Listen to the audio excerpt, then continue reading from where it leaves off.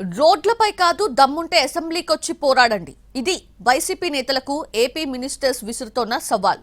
Medical కాలేజీల ప్రైవేటీకరణ వ్యవహారాన్ని తప్పుపడుతూ వైసీపీ చేపట్టిన కోటి సంతకాల కార్యక్రమం గురించి అధికార పక్షం చేస్తున్న విమర్శలకు గట్టి కౌంటర్ ఇచ్చారు అంబటి రాంబాబు.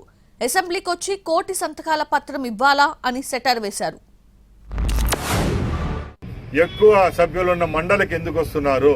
మీకు 11 మంది సభ్యులున్న ఎమ్మెల్యేలు మీతో జగన్మోహన్ రెడ్డి గారితో కలిపి కూడా ఎందుకు శాసనసభకు ఎందుకు రావడం లేదని అడుగుతున్నాం.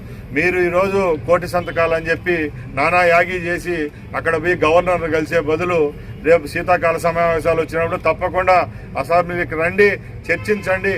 ఏదైనా మనకు ప్రజలు ఓట్లేసి 5 సంవత్సరాలు గెలిపించినప్పుడు మాట్లాడే హక్కు మనకు ఉంటుంది కాబట్టి ఏదైనా అసెంబ్లీ సాక్షిగా తెలుసుకోవాలి. తప్పక ఏదో మీ కింద ఉండే క్యాడర్ను ఉత్తేజపరిచేదానికో లేకపోతే మీ ఉనికి కాపాడుకునేదానికో ఇలాగా మందుబాటల్లో బిర్యానీలు ఇచ్చి కలెక్టర్ లైట్లను ముట్టడించడం భావ్యం కాదు. అసెంబ్లీకి తీసుకొచ్చి కోటి సంతకాలు ఇవ్వాలా? Is a government governor, is a government head. ఆయనకి సబ్మిట్ చేస్తున్నాం.